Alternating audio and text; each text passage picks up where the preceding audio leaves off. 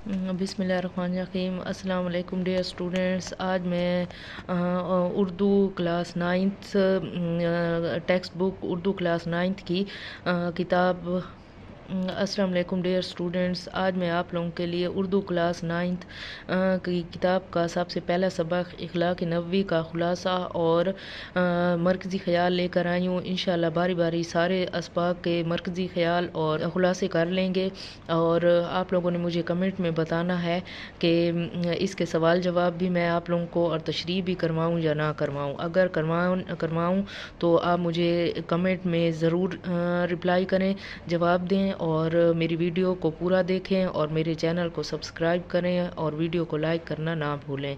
तो चलें आए वीडियो शुरू करते हैं। तो सबसे पहला सबक है इखलाक नबी सल्लल्लाहु अलैहि वसल्लम। मुसन्निफ़ मौलाना शिबली नुमानी है और आज मैं इसका ख़ुलासा आप लोगों को करवा देती हूँ। तो चलें आए ख़ुलासा कर लेते हैं।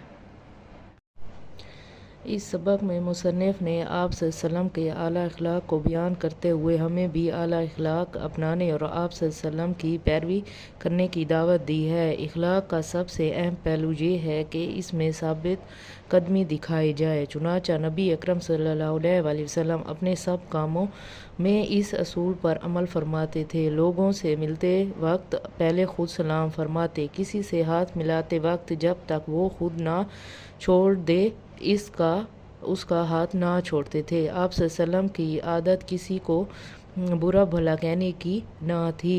दोस्तों में पाँव फैला कर नहीं बैठते थे। आप सल्लल्लाहु अलैहि वसल्लम निहायत नरम मिजाज थे। बात बात पर इजहार तशक्कुर फरमाते थे। खाना जैसा भी मिल जाए खा लेते थे। बकौल हज़रत खदीजतुल कुबरा रज़ियल्लाहु अन्हा आप सल्लल्लाहु अलैहि वसल्लम सिलह रहमी फरमाते थे।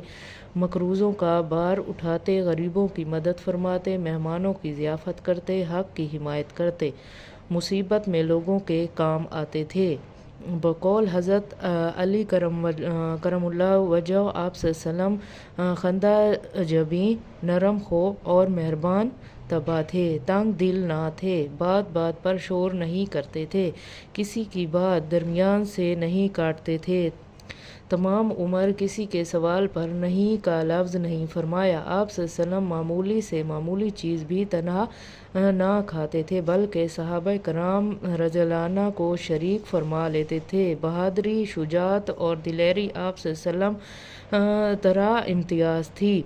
रास्त गोई और वादा पूरा करना आप सल्लल्लाहु अलैहि वसल्लम का फितरी जौहर था। जो इखलाकी सबक दूसरों को सिखाते खुद उस पर अमल फरमाते थे। घर के काम काज खुद करते थे। बच्चों से निहायत शफ़क़त फरमाते। फसल का नया मेवा हाज़रीन में सबसे ज़्यादा कम उम्र बच्चे को इनायत फरमाते। औलाद से आप सल्लल्लाहु अलैहि वसल्लम को बेहद मोहब्बत थी। ख़ास तौर पर हज़रत फ़ातिमा रज़ियल्लाहु अन्हा बहुत अजीज़ थी। इस सबक में मुसन्निफ़ ने आप सल्लल्लाहु अलैहि वसल्लम के इखलाक के बारे में बहुत से वाक़ियात कलमबंद किए हैं। हमें चाहिए कि हम आप सल्लल्लाहु अलैहि वसल्लम की पैरवी करें ताकि अल्लाह ताला हमसे राज़ी रहे और हम पर अपनी रहमतों की बारिश करता रहे। अब इसके बाद इसका मरकज़ी ख़याल आ जाता है तो वो कर लेते हैं। इस सबक का मरकज़ी ख़याल ये है कि हज़रत मोहम्मद सल्लल्लाहु अलैहि वसल्लम हर तरह से एक कामिल इंसान हैं और इखलाक व किरदार के लिहाज से बुलंद मकाम पर फाइज़ हैं। आप सल्लल्लाहु अलैहि वसल्लम की सीरत तैयबा के मुताले से ये बात सामने आती है कि आप सल्लल्लाहु अलैहि वसल्लम निहायत नरम मिजाज, नेक सीरत, हलीम और शफ़ीक इंसान थे। बच्चों पर शफ़क़त फरमाते, मोहताजों का ख्याल रखते और सब के साथ हुस्न सलूक से पेश आते थे और कभी किसी की दिल आज़ारी ना फरमाते थे।